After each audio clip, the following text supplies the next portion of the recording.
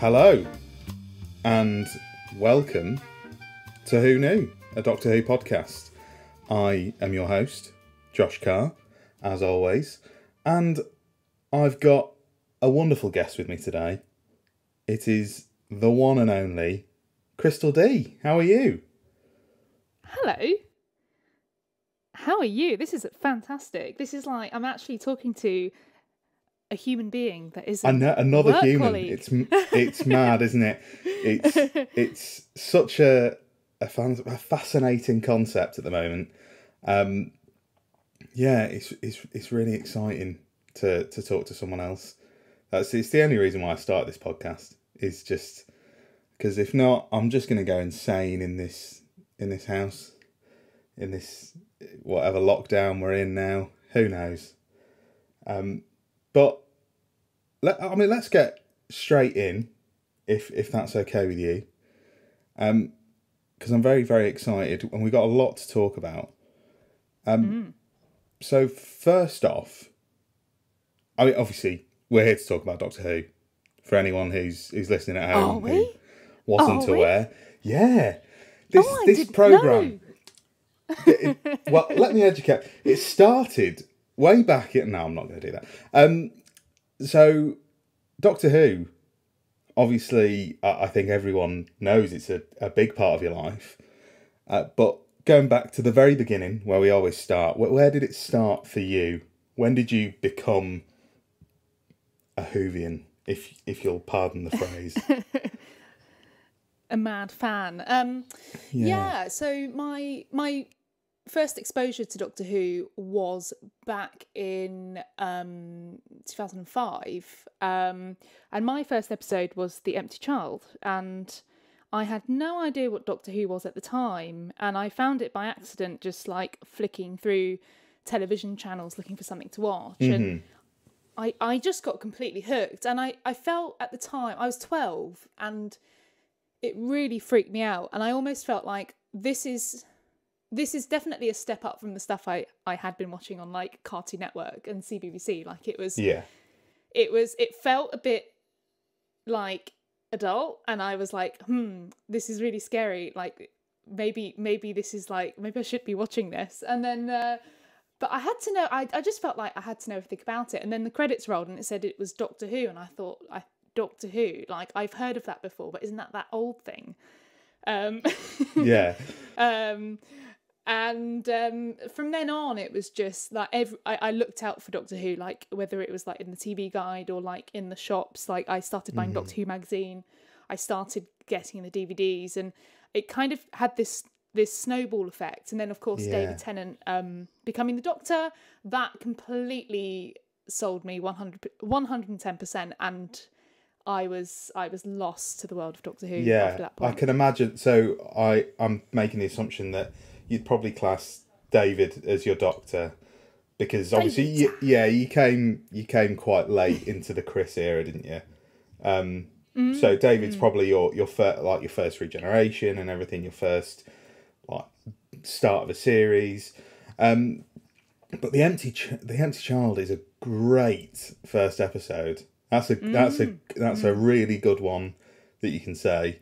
Like a lot of people who've come on here, it's Rose. Everyone, it's just like it is with me. Yeah. It's Rose.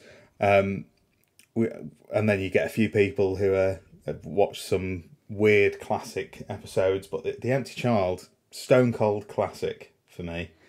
So that's a great one. It's just that image of Mr.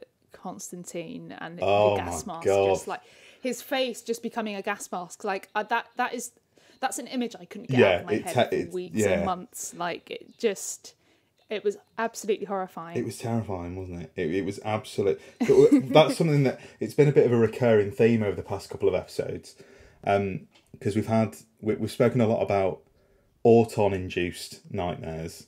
The Autons seem to be one that cause a lot of nightmares. Like Billy Garrett John a couple of episodes ago had a recurring nightmare where an Auton would walk up his stairs and murder his parents, which was horrifying. That's horrific. Yeah, got a classic Auton as well, boiler Yeah. suit and everything. That's grim. It's very grim.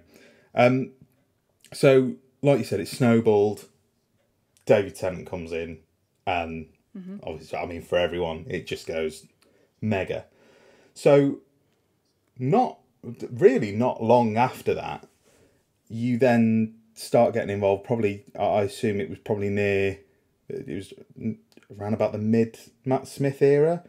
Is that whenabouts did the fan show start? Obviously, that's where a lot of people will know you from in the Doctor Who community. So actually, in between becoming a mega fan and starting on the fan show, I was part of Five Who Fans. Yeah.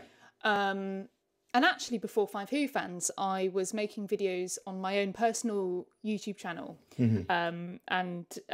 Being a mega geek, I was going to conventions and cosplaying and doing all that kind of stuff. And I was documenting it all on YouTube and doing interviews. And it caught the attention of Richard B. Brooks on Five Who Fans. And eventually, when it came to recruiting for a new member, I was approached, and in 2014 they asked me if I'd like to join the team. So that actually, being part of Five Who Fans really is the thing that got me spotted by the BBC, because when they were developing the show and piloting the show, and they were looking for a fan to host it, they came across my YouTube channel and they invited me to audition and do a screen test and that kind of thing.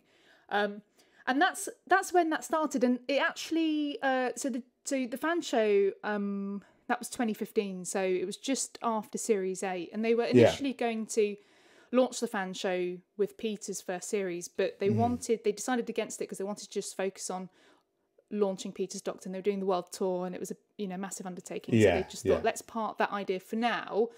Let's launch Peter and give him a successful first season and give him a fantastic world tour, and then we'll think about the fan show afterwards. So, and that's why it happened in 2015. And then obviously got the job, and I also became the show's researcher. So it was a full-time job, and I was working with Chris Allen to develop ideas for episodes and write scripts and edit episodes and source contributors and kind of basically it was a three-person team. So me, Chris, and a guy called George Shankster, who he was our DOP, and he did all the kind of storyboarding and kind of the help with the editing and stuff like that, and all that. Brilliant at lighting. That's like one area that I'm not so good at is actually all the kind of DOP stuff. So Well, I mean, that's cool. That must have been quite the experience, obviously, to go from being a YouTuber and so the contact from the BBC, did that sort of just come out of nowhere, like the invitation to audition? Because that must have been a mad email or it's a funny story because it was very well timed, because I'd spent a year and a bit working at a production company across the road from BBC Studios. Right, okay. Literally the building opposite. Yeah. And my contract had ended, but I was on a kind of rolling contract, and I was kind of deciding what I wanted to do, and I was deciding about what my career next move was going to be next, basically. And I thought, well, I could stay, or actually I'd be really keen to move on and get something else. So I was actively looking for new opportunities, and the email I literally just got an email, and it was really funny. It just coincided with me wanting to leave that job. Yeah. Then I got this email from Chris, and I didn't want to let on to my boss/bosses at that job. Oh yeah, so always an awkward one, just isn't said, it? just nipping over the road for a sandwich. So I could go and do my audition. I think I had one meeting with Chris, and then I came back after work to actually do the screen test, and that tape exists somewhere. Yeah. It's it's one of those. Yeah, you always get these stories where the stars just align perfectly, and then obviously, so then it all, like I said, again, snowballs from there, and the fan show starts, and what an experience that must have been. Just the few years that you were doing that, because I was, in the build up to this, I've gone back. I've seen those videos so many times. We all have. Everyone who's watching this, I used to live off those videos. But I went back and watched some of the older ones, and it's very hard to prepare to interview you because there's so much that I want to talk about that you have done. Like, you've done some amazing things, like literally like every aspect of the show. No. And then you've got even things like Big Finish and all of that, and the comics. You've touched, like, you've had your fingers in all of the pies. Got my fingers in many pies. Many pies. It must have been. Again, because it's a bit like I had Jimmy Mann on last week, who worked for Millennium Effects, and obviously he was a massive fan growing up, and then got to work on the show during the Capaldi era as well. And I was talking to him about that, separating the fan from the work, because at the end of the day, it's your job, but you are living those childhood fantasies that we all have, like sitting down with the Doctor, or sitting down with and getting monster makeup put on you, that, like, stuff like that. That's the kind of stuff that we all dreamed of. Was that difficult to separate for you? Was it hard to keep a bit of it? Because with the fan show, obviously you are there to be a fan, and I suppose you have that capacity to fangirl a bit, and go a bit more loose with it. Yeah, I'm so glad that you've asked this, because I think it's obviously been, at the time when I first got the job, it has been both a dream job, but also something that I have struggled with, and I can only really say that now in hindsight. And when I first started the job, and I have to remember, I was actually quite young. I was 22, and I was fresh out of uni. I'm going to be 30 next year. Like, that's nuts. Like, it was actually quite a long time ago. Yeah. And I went from being a fan to being basically put in front of thousands of fans, and suddenly became this, like, I don't want to say face of the show, because you were Doctor Who is the face of the show, but another kind of miniature version of that. And, you were. I'd say, like, you were a figurehead for the fans. You were the face of the fans, which is still a big responsibility. And that was a bit terrifying, and I never really liked being out there that much, and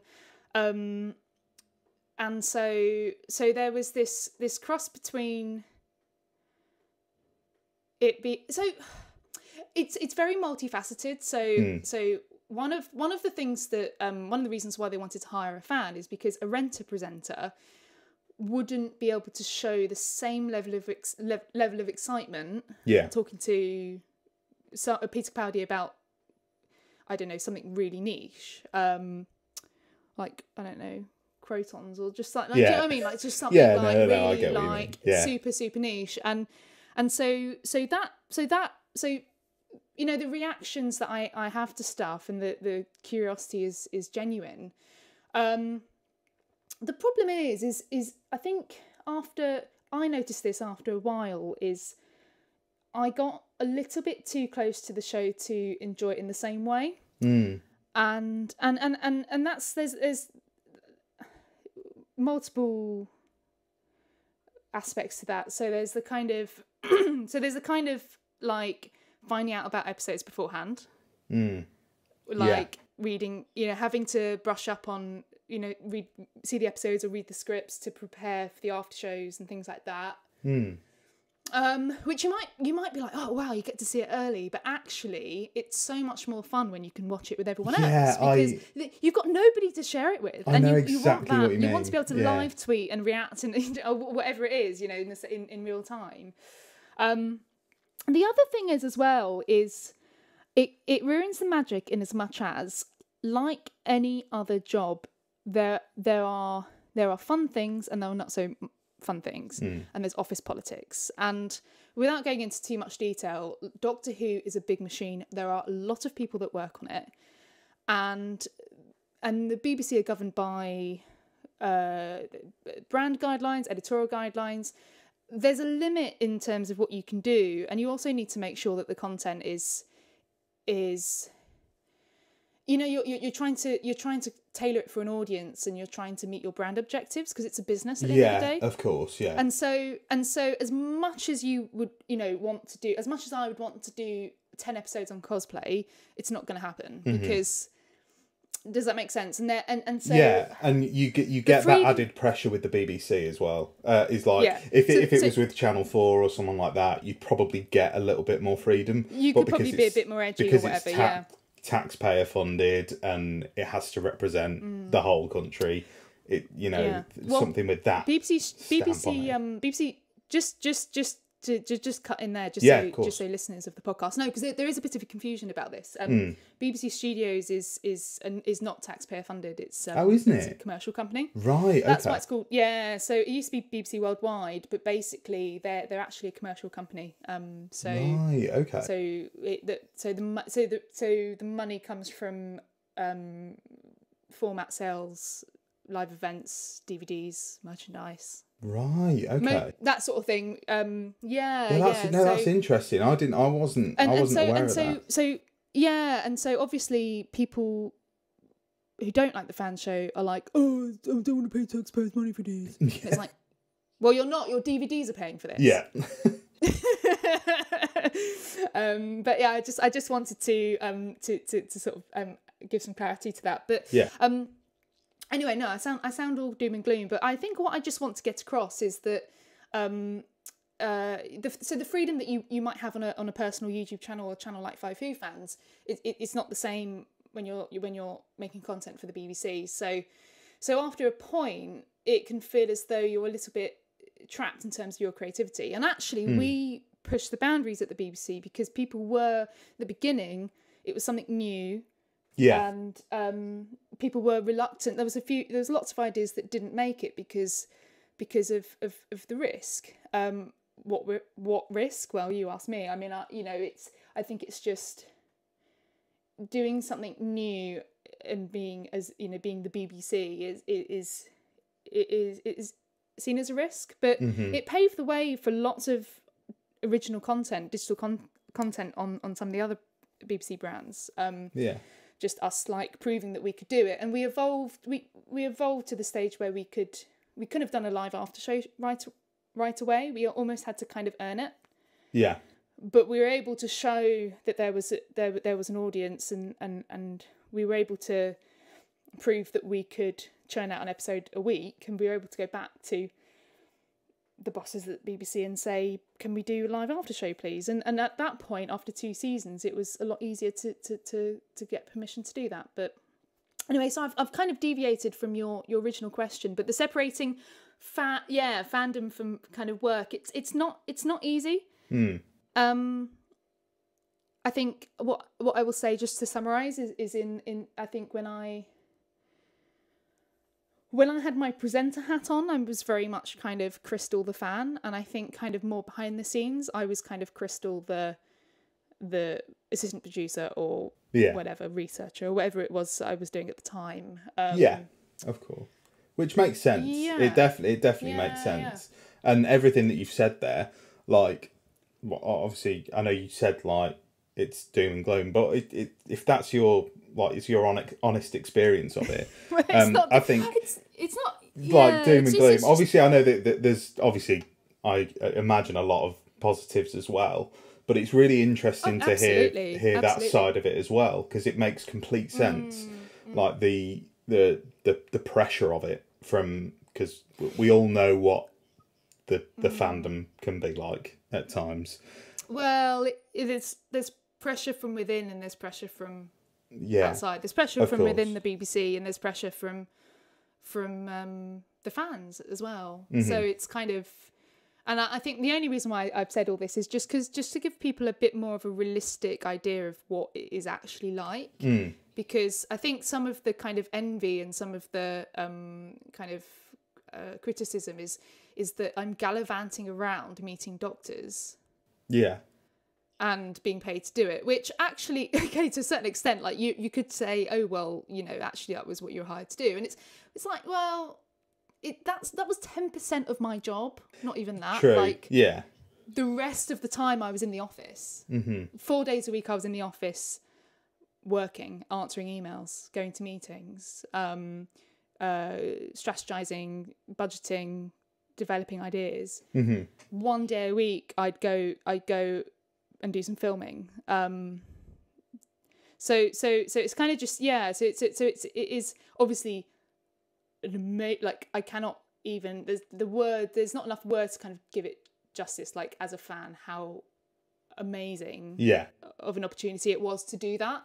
Like, just absolutely insane. And I'm, to this day, I have some it was a very special time in my life, and I have lots and lots of fun memories and lots of close friends that I from that time. But I think also it's important that people know that the realities of it, and of course, and that it is also a job as yeah well. Yeah, of course. And it comes with those hardships that any other job comes with, which is definitely a great thing to portray with it. Like, I completely understand your side of things there. So like I said, obviously you touched on it there, like how obviously it comes across how grateful you are and how incredible those experiences were. What were some of those pinch yourself moments? I imagine there was a couple of pinch yourself moments. Many. Yeah. What kind of moments did you have that stick out in your mind like that? The main one of the first ones was going to San Diego Comic-Con and meeting Peter Capaldi for the first time. Yeah. And not only did I get to go to San Diego Comic-Con, which was like a dream of mine. Oh yeah. Ever since I started going to like conventions here when I was like 14. So San Diego is like the creme de la creme of like Comic Cons. So yeah. So that was amazing. And then Peter Capaldi, and it just, I was absolutely bricking it all day. And they had hired this space in a hotel to do the interviews because they were doing some press stuff. And I knew I was going to interview Peter Capaldi that day, and I was just like, when you're just, the kind of nervousness before going on stage or for a job interview, or just you just feel so sick, and your heart is just like racing, and you feel so like clammy. It's just like horrible. Yeah. And we were getting ready to film and setting up the camera. And Peter Capaldi, we were actually on a kind of raised, like, there were two levels. There was like a kind of upper level with a bit of a balcony, and then there was a lower level. And he was on the lower level.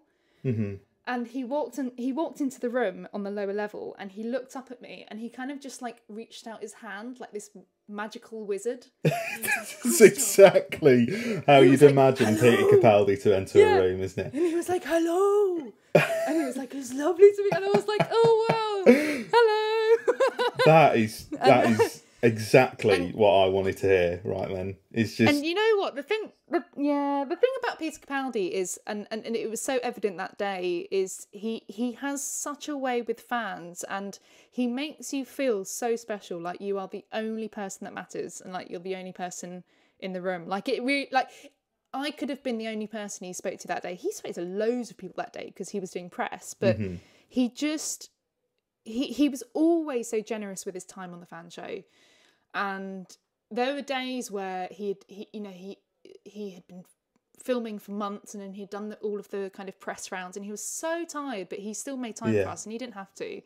And he just, it's the way he just, I don't know, he kind of leans forward and just like looks at you, and you're just like, whoa. That's he just, it's great to hear though, because he has this like magical kind of presence. Yeah, a bit ethereal, like an otherworldly man, isn't he? Yeah. Like the Doctor himself. He just embodies everything.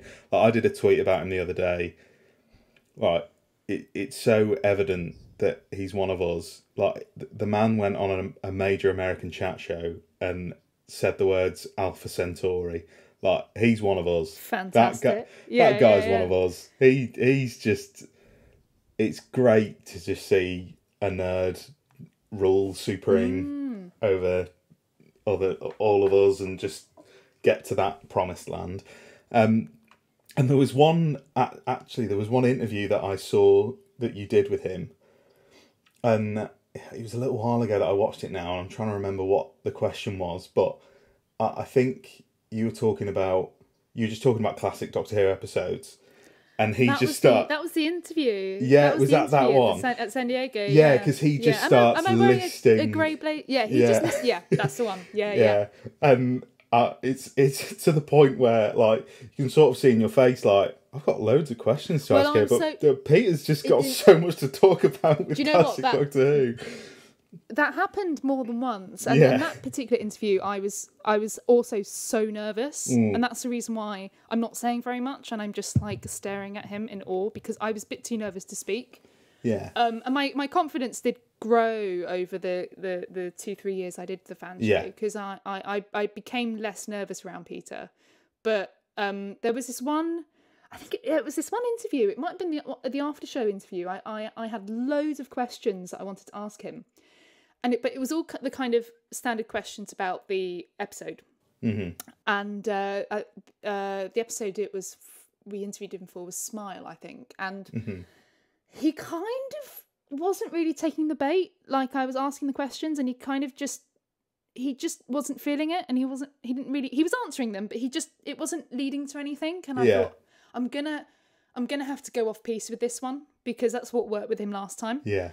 And that's why we started talking about life on other planets, and we just went off on one, and it was just like completely questions that weren't planned at all. And that was often the way with him. I think I think it seemed to work better with him to just talk about what he wanted to talk about. Mm-hmm. Yeah, because watching Peter Capaldi talk about something that he likes, it's just one of the most enjoyable things to watch as well. Like, he's just so passionate about, like, the things that he likes, which is, like I said, usually Doctor Who, and you know, sciencey stuff, and you know, it's great to just sit and watch hours of interviews with him all the time. Yeah, he's just so great, so great. Right, what we're gonna do? I'm gonna take a little break there. And when we come back, we've got the first of our features. It's the DVD collection, which I'm very excited for. So we're going to be taking a trip over to the shelf. But everybody, go and have a nice little break. We'll speak to you in a minute.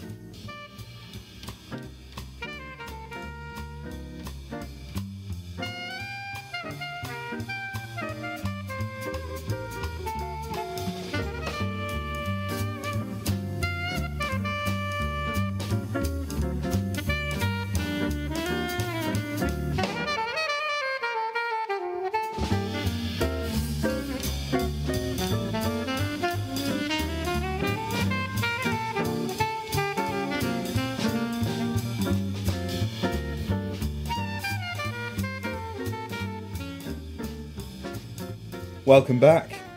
Hope you had a lovely break. It's been about 30 seconds for you, listening to a little bit of Who jazz.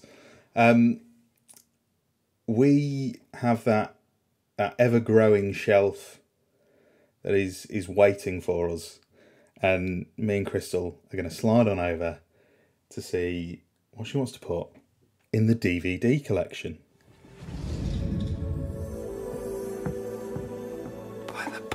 of Grayskull. The Unicorn and the Wasp, or Love and Monsters? Which one do you think I'll prefer? No, I mean, which one do you want to watch first? You are pulling my leg. So, Crystal, what? Yeah. I love this. I say this every episode.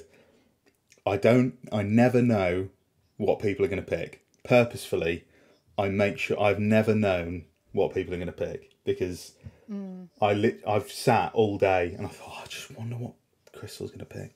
Like, all day I'm like, well, it could be that, it could be that. Who knows? There's hundreds of episodes, Interesting. and it's very, very exciting. So we've got a lot on the shelf already. Last week we had a classic, Spearhead from Space. Great episode.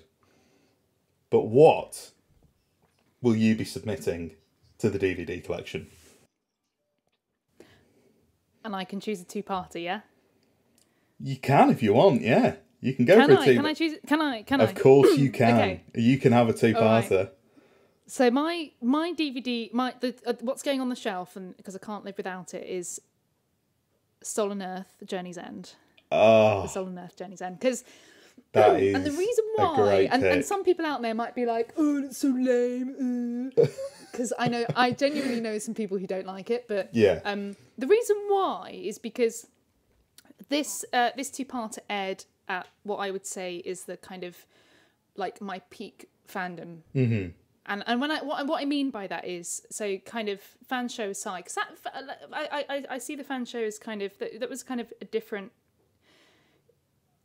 sort of stage Yeah, in my like life. a different But before era. that, when Yeah. I was much Yeah, it when I makes was sense. much younger. Yeah. And I was 16. I saw, I think it was The Stolen Earth at Pride in London in Trafalgar Square on the big screen. Mm-hmm. And I was surrounded by all of these friends that I'd met at conventions through Doctor Who, and it felt so exciting to have the thing that I've loved for so long in secret Yeah. out there, being watched by thousands of people in Trafalgar Square. Like it felt like it had grown to become this big thing. Cause, Yeah. And since, you know, and through my love of Doctor Who, I'd you know, started going to conventions and met all the, you know, all these friends, and it just, in that moment, it just felt, it was just so important to me. Yeah. And so there's a kind of personal connection with it, but I think also it is just absolutely fantastic. And I think to this day, Russell having Sarah Jane Adventures Torchwood planned to culminate in this kind of Avengers style, pre-Avengers. Well, that's the Avengers thing. style. It's so ahead of its time. It is so ahead of its time. It's a decade before, Yeah. you know, multiverses and cinematic universes. You know, this aired the same year that Iron Man came out. Like this is like, as the MCU is starting, it's already happened in Doctor Who. It's already happened, yeah. We've already had it, And I'm really sad that it hasn't happened since. yeah, that's it. There is that small. It's not a bad mark on the episode at all. I'll go into my thoughts on the episode in a minute, but there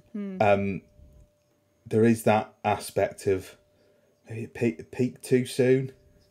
Like it was just so massive that it was like, how do you follow that up? Like, how do you go on from that? It's pretty hard to beat, isn't it? Yeah, it really is, because it's arguably like as big as an anniversary special. It's like as big as the 50th. It's got more returning characters than the 50th, and it's mad. It's an absolutely mad episode. I think that's why the specials didn't really cut it. Like, I think that's why, like, the specials are, like, a couple of them are really good, Yeah, but they're just not the same, and it kind of takes David Tennant's Doctor in a direction that I think is really interesting, but not necessarily needed. Mm-hmm. You could probably end end with Stolen Earth: Journey's End as a kind of finale. Yeah. Yeah, Possibly. I completely agree. Yeah, I've always thought Because this. because the specials is just like David Tennant moping around going, oh, I've been It is a living bit, too yeah. long. Yeah, it is a bit. You know, And I don't want to change. I don't want to go. if It's just like, yeah, oh wow, it's that weird doctor. midpoint where it's that weird midpoint where it was like Stolen Earth: Journey's End would have been a perfect end, but if you wanted to do that whole Time Lord Victorious thing, that's a series in itself. So spreading that across, like, essentially the whole Time Lord Victorious stuff doesn't even really kick in until Waters of Mars. So you're only doing it across 1, 2, 3 episodes. Like, it feels like it should have been either end at Journey's End or do Series 5. And that weird midpoint, that mid-level point, even though I have a very fond place in my heart for the specials, I do, like, Yeah. a lot of them are either great I love or the End of guilty Time. pleasures. I love it. The End of Time's great. Yeah. Waters of Yeah. Mars is great. The other two Yeah. are guilty No. pleasures for me, I'd say. Yeah. But back to Stolen Earth: Journey's End. What a fun ride that is. And it's just like I always loved it growing up, but the thing that really cemented it as like one of my favourites was actually the lockdown watch along last year when because I'm surprisingly relatively new to the whole online fandom. It only really happened during lockdown where I was stuck at home and I decided to watch classic Doctor Who from the start. Oh wow. And I just started tweeting about it and a few people started replying, and then before I knew it I was literally just spending all day on Twitter just chatting to people about Doctor Who. Yeah. And then it sort of peaked with that watch along in particular. I've done a few of the ones previous, but I just sat, I had a beer and I had a takeaway and I watched Stolen Earth: Journey's End back to back, watching through the live tweets, tweeting along with it, and I just had the best night. I was just sat on my own in lockdown and it was just so fun. And I was like, I'm even just invested in the episode in a way that I probably haven't been since first broadcast. And I loved that. And it was the first time where I really felt that community spirit in Doctor Who. Yeah. Yeah. And that fandom, because I didn't really have many mates that watched it. None of my family watched it. I've always been a bit of a lone wolf as a Whovian growing up. So just being able to chat to loads of people about Doctor Who was very, very fun. Yeah. But yeah, what a classic. That is a great pick. And another Dalek story on the shelf. Another Dalek finale. We've already got Bad Wolf Parting of the Ways on there, which is a great one. And our first Davros story on the shelf. I love Davros. Love Davros so much. I quite like Davros, actually. I was looking. It was the other day. I was watching the clip of him opening his eye, and I remember at the time thinking, "What is this? Yeah, I know. What is this?" And I watched it again the other day, and I was like, "Yeah, fair play." Like, Yeah. sure. Like, it's really funny how you watch episodes in hindsight or watch clips in hindsight, and you think you feel completely different. Yeah. Maybe it's because you have like you have a new series to compare it to or something. But I think episodes often, especially like the bad ones, age like cheese or wine, don't they? They kind of often. I don't know if you found this. I found this. I've gone back and I'm like, actually, it's not bad. I've got this thing where, I mean, if you ask me because I had when I was actually coming up with ideas for the podcast, I was like, I could do like a podcast where I review episodes of Doctor Who or something. But then I was like, I can't review Doctor Who because I have no way to look at it objectively, because I love all of Doctor Who. I love the worst parts of Doctor Who, and I love the best parts of Doctor Who, and I love the completely middle of the road, boring parts of Doctor Who. There's just something about it that I could, you could give me a 1 out of 10 episodes, and I will just sit and watch it over and over again, because everything just has its charm. So yeah, everything ages like fine wine in Doctor Who for me. Everything ages in fine wine. Well, it's on the shelf, and I'm very happy about it. It's a great pick, and I can't wait to see everyone's reaction on Twitter when I tweet it out, because I think everyone's going to love that one. I hope so. Yeah, I hope so too. There might be one or two who are like, oh, why did you pick that one? It's not the best one. There probably will be, but we won't listen to them. They're not here for the fun. They're not here for the fun. It's just a romp, isn't it? So, speaking of Twitter, we're gonna take a little dip in the bag, the fiery hell bag that is Twitter, otherwise known here on Who Knew as bloody Twitter. For God's sake! Bloody Twitter! So, we've got some questions. We've got a lot of questions. A lot of people are very excited that you're on the podcast, because, like I said, you were the figurehead for the fans for a very long time. So as soon as I tweeted out that you were coming on the show, people just chucked so many questions at me. So we'll go through as many as we can. Might have to quick fire a few. Sure. Go for it. But we've got some interesting ones. A person who always brings us interesting questions is the first guest we had on this podcast. It's Mr. Tom Vance, who's at TomVance_ on Twitter. He's got 3 questions. He always asks 3 questions, and I apologise in advance for these questions, because he asks the strangest questions, but I love just putting them in there. So, during the fan show, you sat among the best from the Doctor Who community. Who smelt the best? I knew this was coming because I looked at this. Did you see this? Tweet? I did. And I actually have a really good story for this one. So the answer is Peter Capaldi. Of course it is. And Peter Capaldi wears Jo Malone. And the reason why I say it like that, like Jo Malone, is because there's a funny story that goes with this.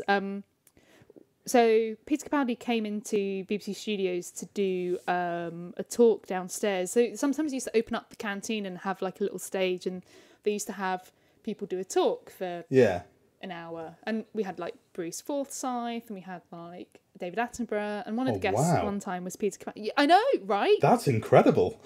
Wow. It used to happen like once or twice a year. They used to do it at the end of the financial year as a kind of like celebration. Have a gathering and watch a Q&A or something. But so Peter Capaldi was one of the guests, and obviously having met him on the fan show, and obviously Chris had met him as well a few times. Obviously we felt like it would be okay to approach him and talk to him, and and it was round the kind of round the back of the by the lifts, like in a kind of, I think there was a little room there, and he was, it might have been in the room, or it might have been in front of the room. I can't actually remember. Anyway, it was a bit secluded. It was sort of around the back, and we're chatting to him. And Luke. It was Luke Splant's first time meeting him, and it's the picture that I think is still pinned on his Twitter. Yeah. And because I think I might have took that picture, or Chris might have took that picture. Yeah. So we were really delighted because Luke hadn't met Peter Capaldi yet, and we were like, right, you've got to come and meet Peter. He's so lovely. And Luke adores Peter Capaldi. Yeah. And so they posed for this photo, and I can't really remember. I think Peter might have said, "Oh, you smell nice. What are you wearing?" And Luke was like Paul Smith or something, because Luke does wear some aftershave or some spray or whatever it is. And then Luke was like, "What do you wear?" And or something like that. And Peter was like, "I wear Jo Malone," and it was just like in his deep Scottish voice. That is and on the so cool. Luke has a bit of a recording because it's a live photo, so when you hold it down, it kind of plays a little bit of it. And I think you can hear him say Jo Malone or something like that. Jo Malone. If he's still got it, he should release it on Twitter. He definitely should. Soundbite. He definitely should. Anyway, so little story to go with that, but the answer is Peter Capaldi. He genuinely smells amazing. Yeah, I bet he does. I bet he smells like space. I don't know why. Space and Jo Malone. Space and Jo Malone. Jo Malone. Your other two questions. Is Luke that cool, or is it a special effect? I love Luke, and I consider Luke one of my best friends. He is. I think he's quite. I think the thing about Luke is he just rocks being Luke Splan, and he just rocks the nerdiness really well. He really in a really cool way. Yeah. Whether it's kind of trains or going on kind of long walks or going for getting a coffee or whatever it is, watching something, watching Star Wars, watching Doctor Who, like he just pulls it off in a really cool way. So I would say that the coolness is very much real. Yeah. But it's also very unique to kind of like Luke. It's like Luke does Luke really well, basically. Well, there you go. It's not a special effect. You heard it here first. And his final question is, are you all right sitting in train seats that face the opposite direction of travel? I think this question might be about whether I get travel sick, and I honestly don't know. I don't really mind. I can't. Well, I tend to face the. I tend to face the direction the train is moving in, but sometimes you can't get a seat. So yeah, that's going to be my clickbait. Is you won't believe what Crystal D said about trains. I would have thought you would say you wouldn't believe what Crystal said about Luke Splan. Yeah, I'm gonna use that as well. I'll clickbait anything there. Another regular in the Twitter questions section is at Jamie_season7. He's asked, in your opinion, what is the most underrated Doctor Who story? The episode I think deserved a bit more love is Sleep No More, and lots of people are probably going to be quaking in their boots right now upon hearing this. But the reason why I say that is because I think Sleep No More was trying to do something different, and I'm a big fan of unusual kind of formats, and I thought it was like doing the CCTV thing was really cool. Mm-hmm. And in much the same way that 42 happening in kind of real time. Yeah. Was really fun and really interesting. Like, I'd love to see more episodes like that. Like, I'd love to see an episode that runs backwards, or like they go to like a backwards planet, or that'd be cool. I think I'm ripping off Red Dwarf here, but episodes that kind of or an episode like that horror film where they go to like some planet and there's a monster and you have to be silent, or like everything's subtitles or something. I don't know, something like that. And so I take my hats off to Sleep No More for just daring to be different. Yeah, it tried. I think it's one that I think if you could name one New Who episode to me that I can barely tell you anything about. I think I've just watched it once and I just haven't gone back to it. I don't remember hating it, so I need to rewatch it. I'm gonna rewatch it. So there you go, people. Nice. I'm gonna give Sleep No More, another go. Our next question is from a friend of the show, wonderful author, Stuart Bint, at author SJB on Twitter. Has asked a really good question. So he said, personally, I'm a big supporter of younger voices in the fandom, as I believe they're the future of the show.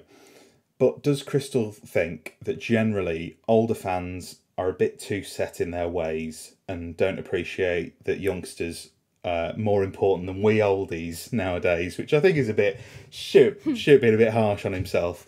Stuart is down with the kids. I'm always chatting to Stuart on Twitter, and he's a lovely fella. But yeah, what would you say your opinions are on that, on the bit of the older to younger fan divide? I think that's a really interesting question, and obviously that question, it does sound like that question has come out of that kind of divide, quote unquote divide on Twitter. The thing is, I what I will say is I don't think it's right to generalise like that. And so I get what you mean. I would say that no, I don't think that I wouldn't class all older fans as set in their ways. I think it would be wrong to do that. It's Stuart himself, I hope Stuart doesn't mind, but I think he did classify himself as an older fan, and he's proving his own point there that they're not all set in their ways. So yeah, it is a bit of a generalisation, but I think I think it's very easy to say that, and I think I've been guilty of that in the past, where I've made jokes that about Doctor Who being gatekept by middle-aged white men of a certain weight, which you get that impression from stereotypes, right? Of course. And you get that impression. I've got that impression off Twitter, but also it is the classic stereotype of a kind of anorak, isn't it? And I think as I've got older and I've kind of stepped away from the fandom slightly, I think I've come to realise that it's actually really unhelpful to group people into labels like that and to kind of generalise, because actually it's one of the reasons why we have that's one of the reasons why part of the fandom is really toxic, and I think it just because it comes from these kind of generalizations we make. You're this, you're that, you're a cosplayer, I'm a young female queer whatever. I had lots of comments that called me various different names based on my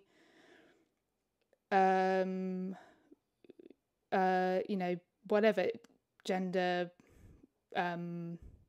age, like people saying, "Oh, it's a young woke person, like I don't know if it's a boy or girl. It's a diversity hire for the BBC," and it's like, I don't think it's anyway. I don't think it's right to do that. I think it's easy to make that assumption, and lots of the negative, lots of the kind of crap I've got on Twitter are from tend to be from guys, and they tend to be from older guys, but not exclusively to older guys. Because I've had plenty of flack from other people as well. So it's so it'd be easy to say that, but actually no, it's just it's the only label I can give them is people who make nasty comments like that. Is the only label I can give them is well, they're dickheads, aren't they? But I don't know if I pretty much. Don't know if I can say that on this podcast. You can say that on this podcast, definitely. Judge a person on their actions, not their age, not their gender. Yeah. Like, judge them. If Doctor Who's taught you anything, it should be agree. Judge people on what they do, not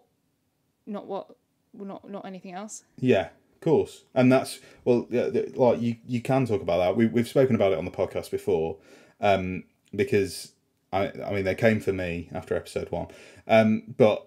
Oh, wow. Yeah, because Tom Vance, who asked you those 3 lovely questions before, he is sort of seeing, because he runs, I don't know if you've seen the Not My Doctor account, where he talks about, he sort of tries to expose these people for their actions and what they tweet out, and tries to hold people to account for the kinds of things that they tweet that are usually incredibly negative. And it's not that you can't be negative about the show, but obviously there's ways that you can go about that without attacking people for the same things that you've mentioned there. So it's something that's definitely come up on the show before, and obviously I think it's very firmly, I've planted my flag on the side of good, and just being a bit nice to each other. It's not that hard, is it, really? And just attacking people for their opinions on a TV show is all a bit daft, isn't it? Gets a bit silly. Well, it makes you wonder what else they've got going on in their lives. Yeah. They have that much time to, Like, yeah, you really do wonder. Yeah. There's issues on both sides. I completely hold my hands up and say, neither. If we have to split it in half, because I don't think it is in half. I think it's in so many different sections of, like, no one has the exact same opinion on it. But if you have to split it down the middle, like, both sides have, bad points and good points, but there is a firmly good side in my eyes. It's I think it's okay. It's perfectly okay to have opinions. Yeah. It's perfectly okay to disagree. Yeah. Nobody's saying that you have to like Jodie Whittaker's Doctor. I cannot tell you how much I disliked Matt Smith's Doctor at the beginning, because I just come out of loving David Tennant, and Doctor Who can't be all things to all people. Yeah, of course. And it changes all the time. I think what's out of order is when that is channeled into, that dislike of something is channeled into hate, and it's channeled into personal hate of others, and where you send very personal messages to people, being very nasty. Yeah.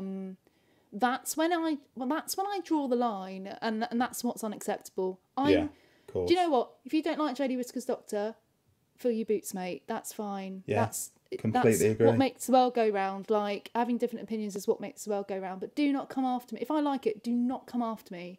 Yeah. And say I only like it because of this, that, and that. You're just this and that and the other, and calling me, nasty things. Yeah. 'Cause, and if the words diversity Get a and I life. come out of your mouth, then I really don't want to listen to whatever you've got to say. If that's what you think, try and think it in private, please, because I don't want to listen to that. It's a load of bollocks.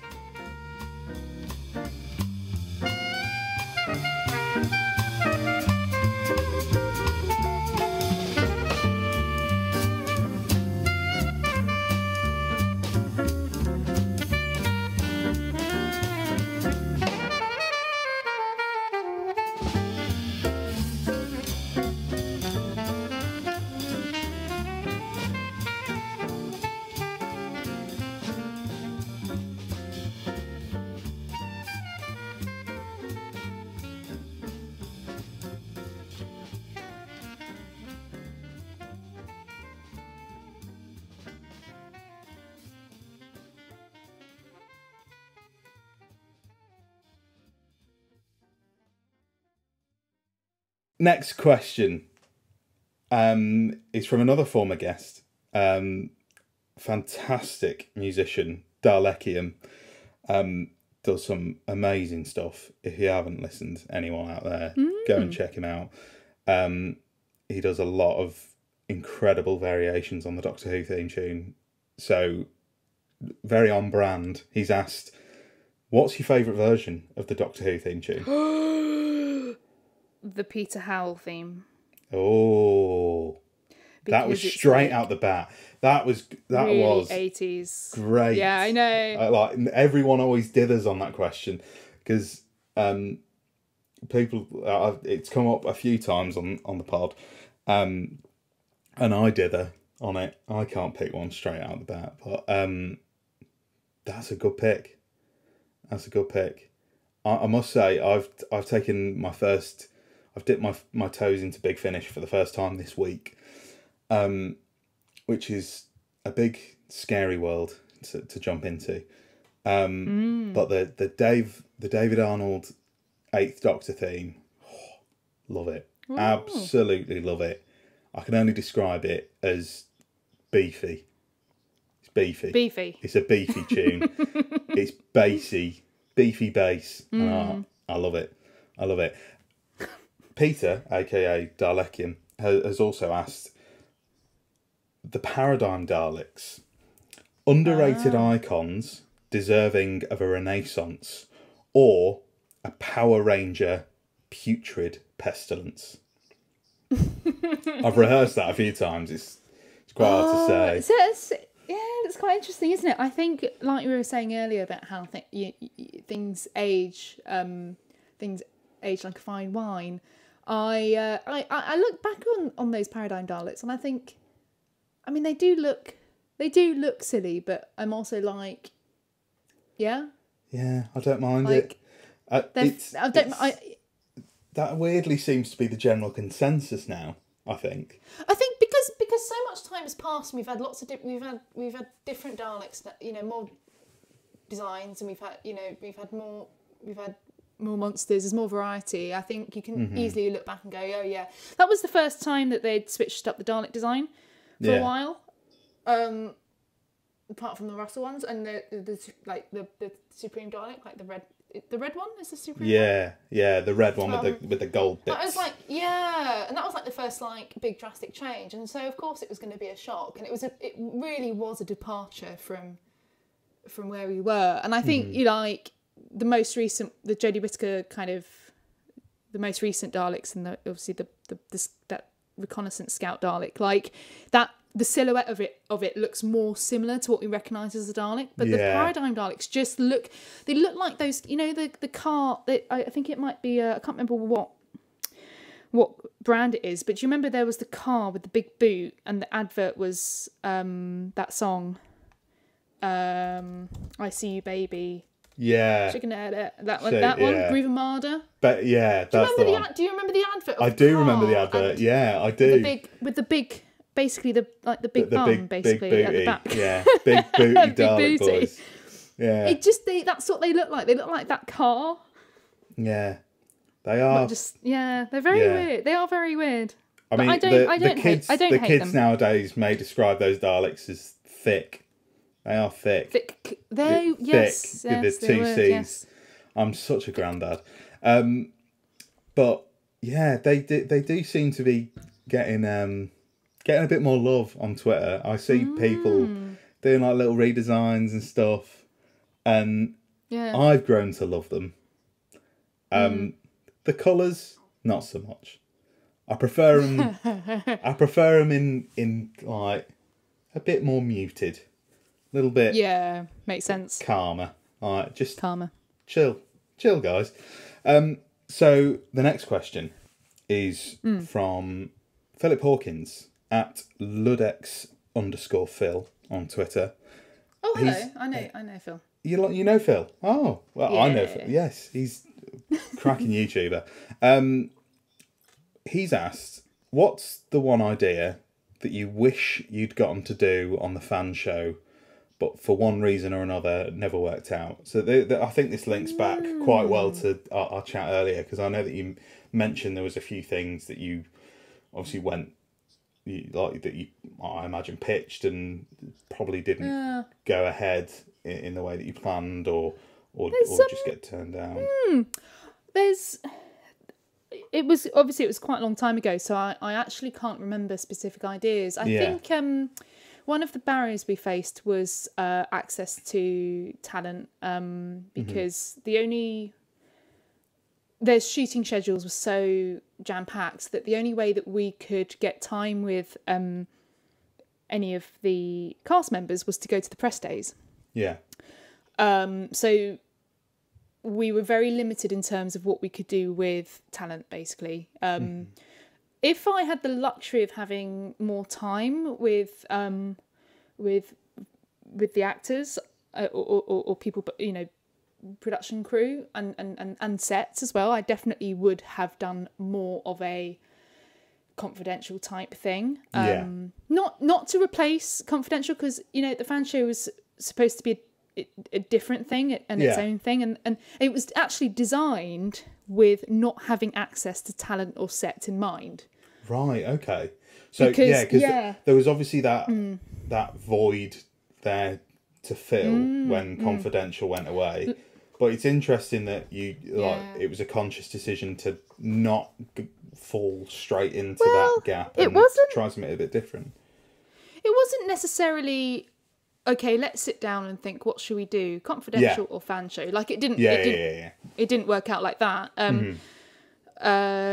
But there was a gap, like you said, and there wasn't anything online, and there wasn't anything on YouTube specifically, and so that's how that idea came about. And obviously I didn't initially pitch the fan show, so there's more of a story there in terms of that process, and you know, which I can't tell you because I don't know, but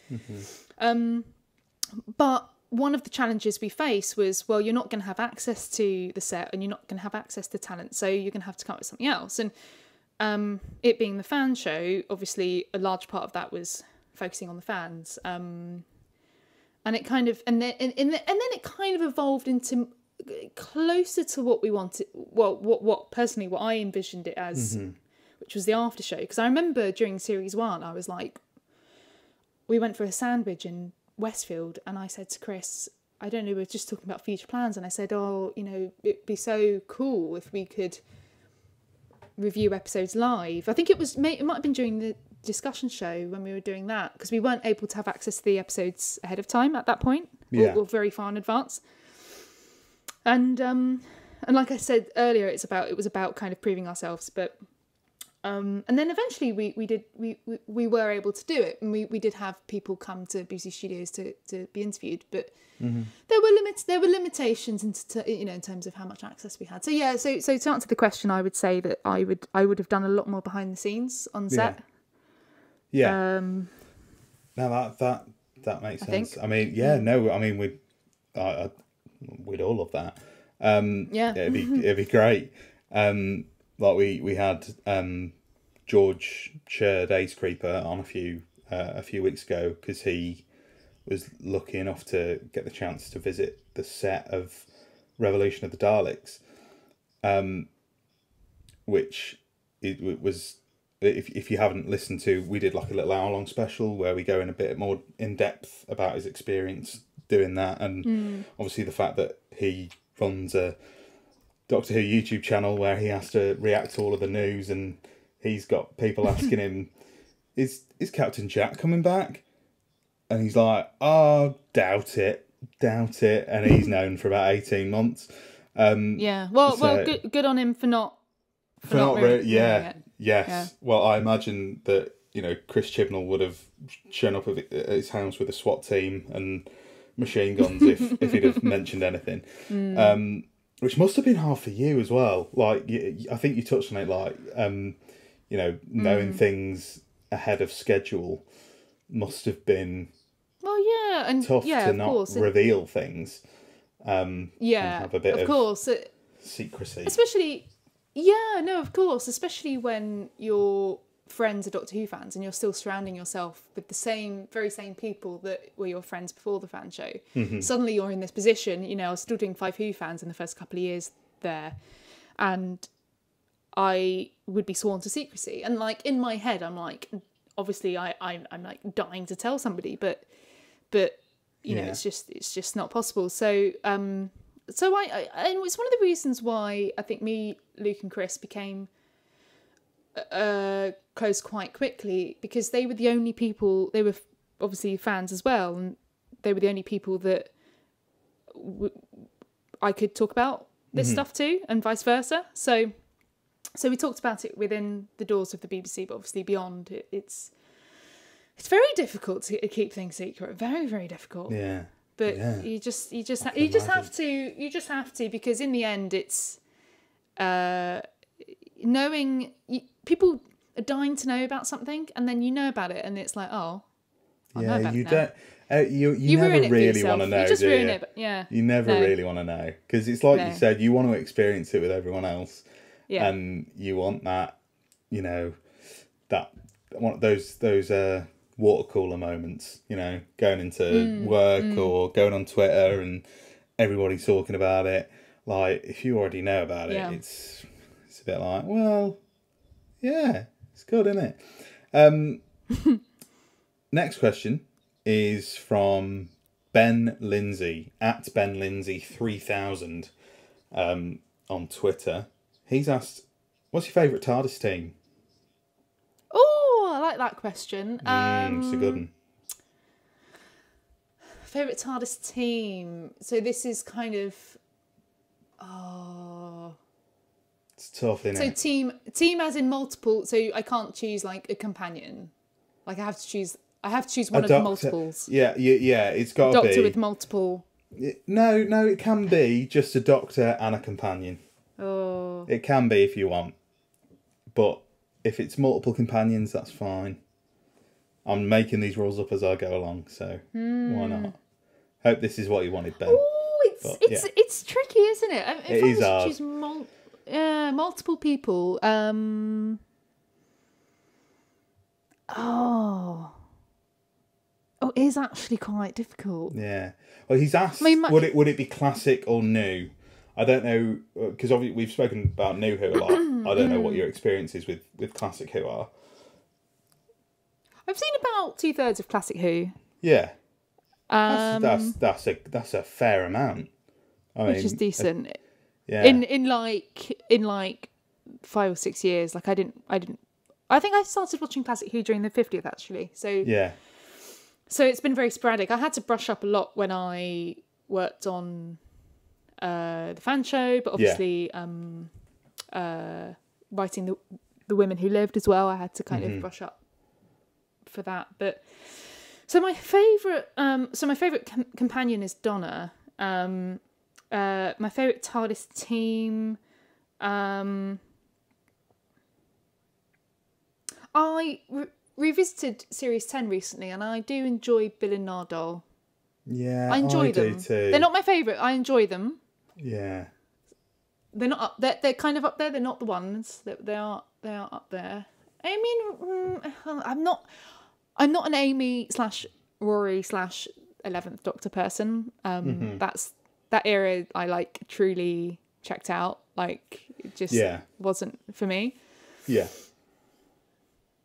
But I've loved the times when Rose and Captain Jack has appeared and Rose is there or Donna's there. You know, like I've loved those moments. Or Martha, like all of the whenever Captain Jack Russell enters T. a room, Davies, all of the pretty Russell much, T. Davies combinations just work so well. All of those characters just fit together like jigsaw pieces. Like, and Captain Jack is the glue there. He just brings everything together. Captain Jack is just a one-man TARDIS team in himself. Yeah. What a legend. What a legend. What a ledge. And our final question comes from, I guess we've mentioned, Billy Garrett John, who was a guest a few episodes ago, at Garrett John on Twitter, GARRATT JOHN. I love the way that rolls off the tongue. He says it better than I do. Just the way he spells it out, it's smooth. It's Bond-esque. He said, "Hey Crystal, from its inception through to the end of its run under your position as presenter, what was the process behind the evolution of the fan show? And do you ever wish that it headed in different directions?" And he's also said, what were your pie in the sky dreams for it? Which obviously, like you've mentioned, wanting to go more onto the set and more time with the actors and the talent. But yeah, what are your opinions on that? So like the the different directions it could have gone in, and do you think the one that it did go in was the right direction? Yeah, I mean, I did. I kind of. I think I kind of answered this question earlier, but do I wish it had gone in different directions? I don't know. I mean, I was very much kind of in the moment, and I think towards the end, there was this question about what would happen with it, and I did think at the time, if it did continue, I think I would have left anyway. I was starting to feel like 3 years was enough, much like Doctor's. Yeah, the Troughton rule. 3 years is it's D true. rule. I mean, after 3 years, I felt like that's it. I've kind of, I've done that. I've had my time, and I think it. I think I felt like it would have been, and I think it. Going into Jodie Whittaker's Doctor, it would have made sense to change the team for the fan show as well. But unfortunately, it didn't happen. I ended up in a different role at the BBC as a digital marketing manager. So I actually worked on the marketing campaign for Jodie Whittaker's first series. It leads on to what I was going to say, actually. So I was going to speak to you about leaving the fan show, because I imagine, like you've said, it's a very defined era in your life with a start and an end, and it must have been difficult saying goodbye to it. Obviously, I know that, like you've said, you were. It was a bit more phased for you than it probably appeared to us. Like to the fans, it just seemed like, oh, Crystal's not doing the fan show anymore, and the fan show's gone. But obviously, in terms of your life, you're phasing into a different role within the BBC, and going into this new era of the show. And it's a new era for you as well. But it must have been a difficult decision, I imagine. Obviously, I know you said you had that you wanted to do 3 years and done, but was there any part of you that was like sort of wanted to cling on to it at all, or were you happy to just let that be something that you've done and move on to the next thing? Like I said, if it had continued, I think I would have moved on from it anyway. I think it would have been time for someone else to do that. And actually, if I was in charge of a fan show, I would have introduced a team of presenters as opposed to just me, just one, or sometimes the Explan. Like I would have had 4 or 5 people, a bit like BBC Click or like the Gadget Show or something, where you have different people with different specialisms who can cover off different parts of the fandom, so you're not just speaking to the same audience all the time. Yeah. So not that we were speaking to the same audience all the time, but I think where I'm not, obviously lots of people, based on the feedback, lots of people did like watching me, but obviously where I wasn't so liked, there might have been someone else that they would have liked. And so if you have a team of people with different, one's a classic Who expert, one's a cosplay expert, one's a new Who, or one's a props maker, one's a whatever. One knows a lot about missing episodes, one knows, I don't know, just different kind of, maybe we could have covered more ground. But to your point, it was a very gradual process, and it did kind of, externally it probably looked like the fan show just stopped. Internally it was more, it just kind of fizzled out. And I can't really speak a lot about the kind of internal processes in terms of like what goes into pitching stuff. I can't really speak for the BBC bosses, like, of course, because I wasn't really involved in that process, so I don't think it'd be right for me to talk about that. But the my suspicion is that, like when the fan show was initially pitched during Peter Capaldi's first series, my suspicion is that the focus they wanted to just focus on launching Jodie Whittaker's Doctor. So I think the general feeling amongst the team and the new team Chris Chibnall's team was that now is not the time to do the fan show. Yeah. Possibly that, and I'm just saying this is my take on it. Yeah, but of course. Yeah. I'm. This is not. Please do not take this as accurate because. Yeah. Well, I mean, yeah. This is like it's just how it this appears. is like my wild guess because Yeah, of actually course. internally, it I wasn't actually told very much. It was just no, it's not happening, and I'm like, oh, okay, that's sad. Okay, but by that point, I had started. I'd stayed within the production team, but I'd started producing content for some of the other channels. I started producing some BBC videos. I started producing some CBeebies videos, should I say, and started doing some other kind of work, on some of the other brands. So I was starting to move away from that anyway. And at this point, I was actually looking to leave the BBC because I wanted to pursue digital producer roles. And I was actually applying. I was actively applying for just digital producer roles. And that's when I was approached by the head of the head of digital, I think at the time, said, would you like to step into the role of digital marketing manager? And at the time, I remember seeing the role advertised, and I remember thinking, oh, I can't do that. And of course, it was something that I did have. I did have some transferable skills, but I did have to learn a lot. And they basically said, you've already started you're working with some. I think I'd taken on some kind of. I worked on the Twitch, the classic Doctor Who on Twitch, and I worked on some other partnerships, and they'd liked the work that I did there, and they said, would you like to do this as a secondment? And I was like, well, yeah, that sounds great. So I ended up staying for an extra year as a digital marketing manager, which was great because actually that added a whole load of new skills to my CV, and it really was being thrown in at the deep end. I worked with an agency to revamp Doctor Who.tv and managed the Facebook account and liaised with various licensees, so Big Finish and BBC Books and Titan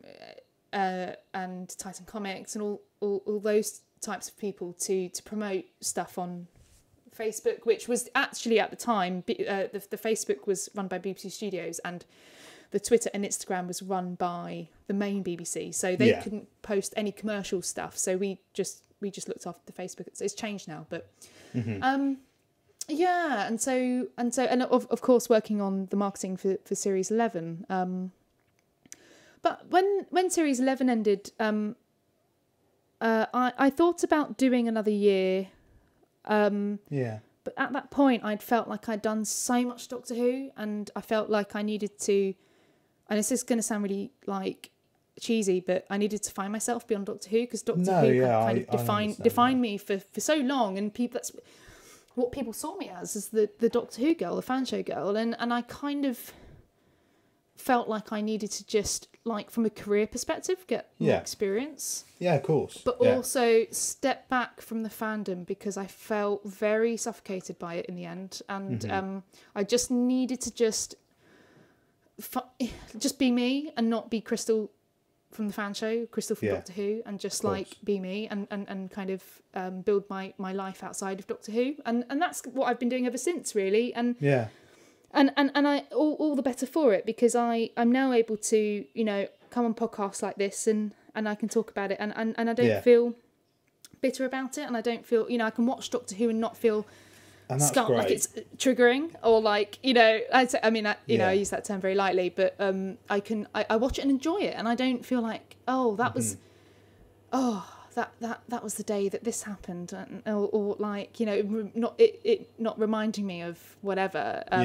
I can watch Jodie Whittaker's Doctor Who without knowing anything, which is like great because that hasn't happened since Series 8. That's really cool. Like the fact that there's obviously you from an outside fan perspective, just like the assumptions that fans like me would make in their heads would be it must be terrible to leave Doctor Who, but Oh yeah, Obviously, yeah. Well, there's so many of those benefits that, Yeah. like the fact that you get to be a fan again, and you get to enjoy it in the same Yeah. way that started you on this journey, and now you've come Yeah. full circle, and you've had all of these amazing experiences, and now you can go back to loving the show. How you did. It's really nice. It's really nice, and I would liken it to I flew too close to the sun. Mm-hmm. I would that's the way I would say that I got too close to the show. People saw me as very close to the show, and it engulfed me, and I felt in the end that I needed to just get out. Mm-hmm. And you know, and I think that's partially also just because of the online stuff as well. Yeah, and just lots of things. It's a strange place, and it's a strange community to be a part of, isn't it? And it can be like I've only had, you know, a tiny fraction of, you know, the kind of stuff that you would have got, but you know, putting myself out there a bit more with the podcast, and you know, speaking to people, it can get a bit overwhelming, a bit much, bit much, and like I'm not ashamed to say like that. Like I'm going to be completely honest here. It's got its good sides, because like last night, as we're recording this, I can't believe I'm saying these words, but last night I announced that our final guest for Series 1 is Katie Manning, which is amazing. Incredible. You're going to have so much fun. I know. I'm so excited. And obviously I tweeted it out last night, and the reaction was incredible. And I sat in this chair and I just saw the tweets and the likes and the questions flooding in for Katie, and it was I was just overwhelmed, but in a great way. Yeah. But then sometimes it's the other way, and it's like after I released the first episode, you know, you get the negativity, and it can just be really draining sometimes. Yeah, and it will. You're always going to have that, and you'll get more of it as it gets more popular. But if you're not upsetting someone, then you're not doing something right, are you? Yeah, so, true. I love upsetting people. Yeah. So do I. I was just going to add. Yeah, no, I just wanted to add one more thing. Is that just whilst I'm thinking about things, kind of reminiscing on things, I know I've said that I was really keen to move away from it, but I do really miss it, and I really like.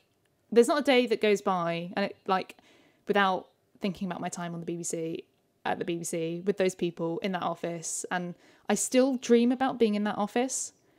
Probably about twice a week, and I get quite sad about it sometimes, because I now look back on it in like very kind of rose tinted glasses. It was this gold, because it really looking back now, I can see it really was this like golden era, and it definitely was like a golden era in my life. Where I was absolutely living the dream, and I know I can't go back to that, so it's quite, you know, it was my choice to move away from that, but also things did change as well, and it was there did come a time where it felt it was the right time to move on, and I'm sure I'm sure everyone who has ever played the Doctor has this as well. It's you do it for 3 years or however long you do it for, and you have the time of your life, but there comes this time where you can't do it forever, and you do have to move on. Yeah, and it's probably going to be painful, but it is the right thing to do. But I really, really, really miss it. And sometimes I'm like, I wish I could go back and do that job again. But then on the flip side, sometimes I'm like, I did it and it was great, but I wouldn't want to do it again. And if someone brought the fan show back if someone brought it back and said, "Oh, Crystal, would you like to be part of it or host it?" I think I would turn it down, because I that was going to be my next question. Go for it. Was if that opportunity, not necessarily the fan show, like if an opportunity arose to go back to the BBC or to go back to Doctor Who to work in some capacity, maybe in a way that you haven't worked before, in a role that you haven't done before, would you go back to that, or would you think, like you said, you flew too close to the sun? Do you want to put yourself there again, or do you want to try something new? Like, is it a case where, you know, Doctor Who is done now, you want to move on to new projects and keep looking forward? I think it's a really interesting question. I think it would really depend on what the opportunity is, and so I would say no to presenting the fan show. I might even say no to producing. Maybe I might say yes to producing the fan show, actually, if that was offered. Yeah. It'd be cool to have you back, like, behind the scenes. But then, like, I don't know, because I say passing on the baton to the new presenter, and that handing over for a year. Yeah, maybe. I mean, I don't know. Maybe I would, or you know, maybe it would be too much. Maybe my Twitter feed will fill with why are you doing the fan show again? I don't know. We'll see. But I would be open to. I would rule out no presenting the fan show. I'd be open to producing the fan show or exec producing the fan. Just being a bit, you know, consulted on it. I'd really value that as an opportunity, actually. Being involved in, I'd love to do a bit more writing. I'd definitely do that. I think, you know, coming on this podcast, you know, doing Doctor Who in small chunks for me is good, and it's healthy. I think Doctor Who all the time, which is what it was, especially when I was on 5 Who Fans as well. It was like, I go to work, I do Doctor Who all day. I go home, I film Doctor Who videos, and on the weekend I watch Doctor Who, and it's like it's nice to just have a bit of variety in my work, really. But as far as working at the BBC is concerned, like, absolutely, I'd go back in some kind of different role on a different show or whatever. Like, absolutely, because it was a really fun place to work. You know, ultimately, I left Doctor Who. I didn't necessarily leave the BBC. I didn't leave the people. I didn't want to leave the people, but I needed to leave Doctor Who. So I would be open to that too. But yeah, I'd be open to opportunities depending on what it is, really. Yeah, that's interesting. And so, just a quick side note, because you mentioned it briefly before. The Women Who Lived, was that done while you were still at the BBC, or was it while you were leaving, or was it after you left? Just in terms of the timescales, where did that fit in? That was I was working as a digital marketing manager that year, so that was that first Series 11 year where you were doing the marketing for. So we pitched it at the end of 2017, and then we did pitched it at the end of 2017, and it came out at the end of 2018, and my role in digital marketing was all throughout 2018, basically, and into 2019, the sort of first part of 2019.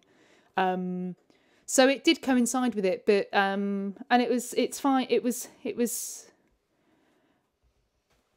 fine for me to do that because it's a BBC book, so it's kind of like Because I remember the question being raised about whether it was a conflict of interest, but I believe other writers have worked at the BBC and written books as well outside.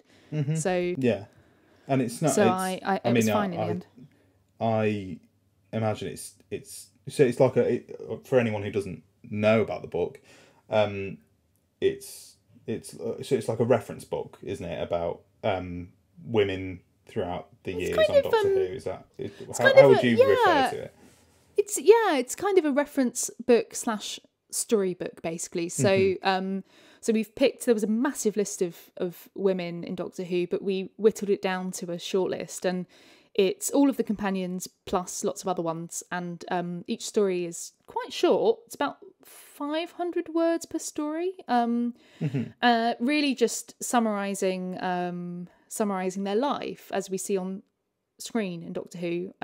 It's very much inspired by Goodnight Stories for Rebel Girls. It's kind of, to be fair, it's like a rip-off of that, but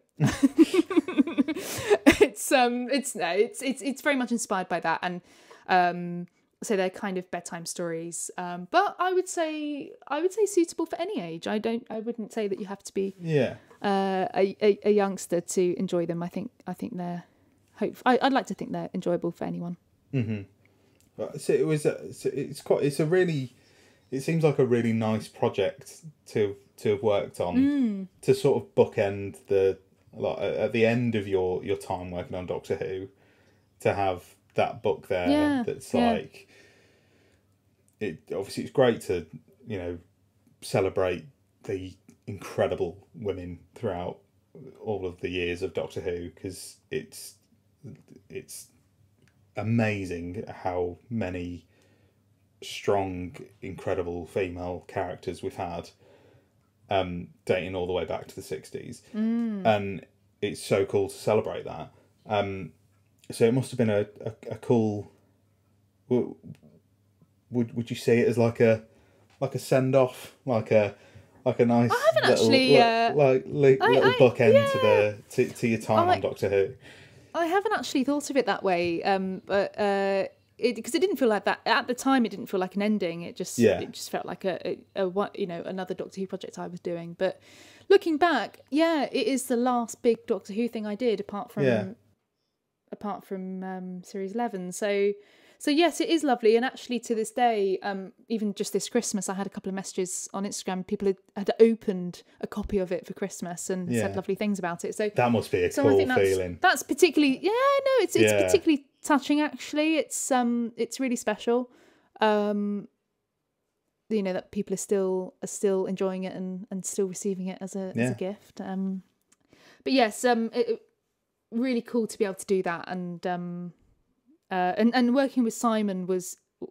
I'd worked with Simon before on Doctor Who Paper Dolls, but he is just like a brain box. Like he knows everything, and he's got this like encyclopedic knowledge of Doctor Who. Yeah. And he is just like the lovely. He is just like the loveliest as well. He was just there were a few times where I was just like so stuck in terms of how to finish one of the stories, and he was so helpful. I actually learnt quite a lot from him. And just to cap it off, really, I mean, aside from Doctor Who, which is not words you hear a lot on this podcast, I must say, away from Doctor Who, obviously you've that time of your life ended and you've moved on. And one thing that I wanted to speak to you about, because I've recently started listening to it, is From Care to Wear, which is your podcast, which is fantastic, I must say. Oh, thank you. I love it. And for anyone at home who doesn't know about the project, because it's something completely different to what you've done in terms of Doctor Who, and it's separate from that, but it's really good. So tell everyone at home, you'll describe it way better than I ever would. Yeah, so sure. No, it's fine. What it's about. Sure. So I started a podcast end of last year, and it's called From Care to Wear. And for those who don't know, I grew up in foster care, and that's something I didn't really talk about at all when I was on the fan show. And it's an area of my life that I really haven't talked about very much publicly. And I wanted a project that I could do that wasn't Doctor Who related, or really wasn't related to any of my kind of key hobbies. And over the summer, last year, it's been a bit of an emotional roller coaster for a lot of people, and I think it's really and it really certainly for me it makes you think about things like family and what family means to you, and you're at home a lot, and it makes you it also just gives you a lot of time to think and mull over things. And I found myself thinking about that, but also podcast ideas. And I thought, well, maybe that would be a cool thing to focus on. And actually, I wanted to do something in that world anyway, whether it be volunteering or working with a charity. And I had actually done some workshops with a charity called Become in the past, and I really enjoyed that. So I got the ball rolling, and essentially it's conversations with inspirational people who have also been through the care system, and talking about their journey through the care system, people who have inspired them, things that they found useful, things that were difficult, but really it's quite try to keep it quite positive. It's not supposed to be here is a really tragic story. Like, it's supposed to be, look at all of these amazing inspirational people. We've got a medal-winning Olympic athlete. We've got a award-winning novelist. We've got a rapper who's performed at Glastonbury. Like, we've got all of these amazing people, and it's really just to shine a spotlight on people who have experienced the care system to as a kind of counter to some of the negativity you see online, the kind of narrative around care leavers not succeeding and not kind of having bad outcomes, basically. So that's it in a nutshell. So series 1 is done. It's out there. It's all the podcast platforms. So you just Spotify, iTunes, Google, Stitcher. And I'll be starting work on series 2 soon. And that'll be out at some point this year, maybe spring. Hopefully, we'll see. Exciting. See how busy things are. Well, it really is great. And if you're ever feeling like you need a pep talk, just listen to Chris Akabusi, because the energy of that man is like it. You'll feel like you could just run through walls when you listen to it. It's great. But yeah, because it's so interesting to listen to as well.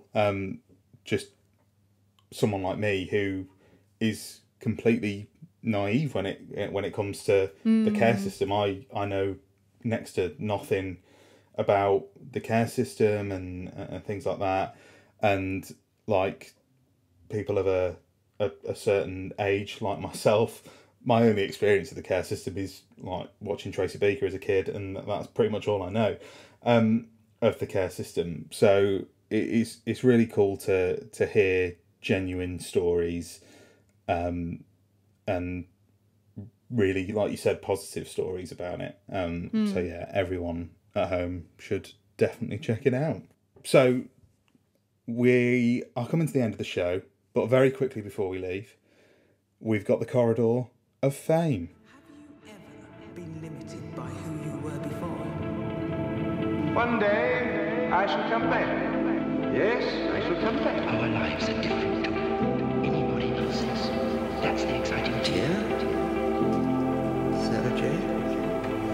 Do I have the right? For some people, small, beautiful events is what life is all about. An anniversary compared to us. 10 million years of absolute power. That's what it takes to be really Every great decision creates ripples.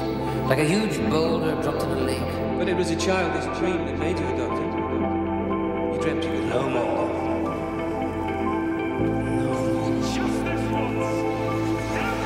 I'm not just the time. I'm the last of the time. It just disappears, doesn't it? Everything you are gone in a moment, like breath on a mirror. I do what I do because it's right. Because it's decent. And above all, it's kind. Love abides in the face of everything. So Crystal, you know the rules. Corridor of Fame. It's a hall of fame, essentially, for the wonderful people who work in and around Doctor Who. All of the Doctors are in, but anyone else is on the table. So who would you like to submit to the Corridor of Fame? So it sounds like showrunners are up for grabs, and I think whilst I'm tempted to be original and pick someone else, I feel like I couldn't come on this podcast and not mention Russell T Davies, which we probably wouldn't be here talking today if Russell didn't bring back Doctor Who in 2005. Unless someone else might have done, and you know, maybe in a parallel world someone else did, but he brought it back and he did a fantastic job with it, and a big fan of all of his other stuff as well. Yes. And he's just a lovely, lovely, lovely person and a big inspiration. I can imagine. And yeah, what an absolute legend Russell T Davies is. He is absolutely phenomenal. And yeah, there's not really much more you can say about Russell T Davies, is there, that hasn't already been said. Just, thank you so much for bringing Doctor Who back. And just before we go, one last question. In a sentence, what does Doctor Who mean to you? Oh, goodness. In a sentence? Yeah. It doesn't have to be exactly a sentence if you need a little bit longer. I can give you a bit of leeway there. Yeah. What does it mean to me? A big part of it is friendship and fun, I think, and a sense of belonging and community, and magic and optimism as well. Yeah. I mean, I know that's not a sentence, that's just lots of words, but those are the kind of... But they're the words that fit, aren't they? Yeah. Yeah. Well, it has been absolutely lovely to speak to you. Plug away. Obviously, we've spoken about the podcast, From Care to Where. It's wherever you can get your podcasts. But plug, wherever. Where can people find you? Where can people find your things? You can find me on Twitter, which is just like my name, Crystal D, and Instagram, Crystal D Official. And you can find, obviously, podcasts is everywhere. I also have a website, which is just my name, crystald.co.uk. Happy days. And you can find us on Twitter at Who Knew Podcast, on Instagram at Who Knew DW Pod. You can email us at whoknewdwpod@gmail.com, and we're on all the podcast things as well. Well, I hope you enjoyed this, and thank you again, Crystal, for coming on. Thank you. Bye bye, everyone.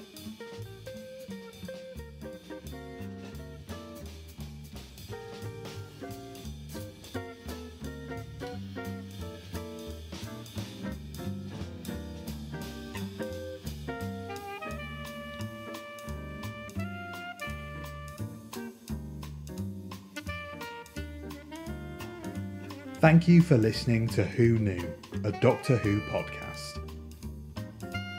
Remember to subscribe wherever you get your podcasts for new episodes every week. And if you can leave us a review, it would really help us out. And a big thank you to the Sononauts for providing cover of the Doctor Who theme as the theme tune for the podcast.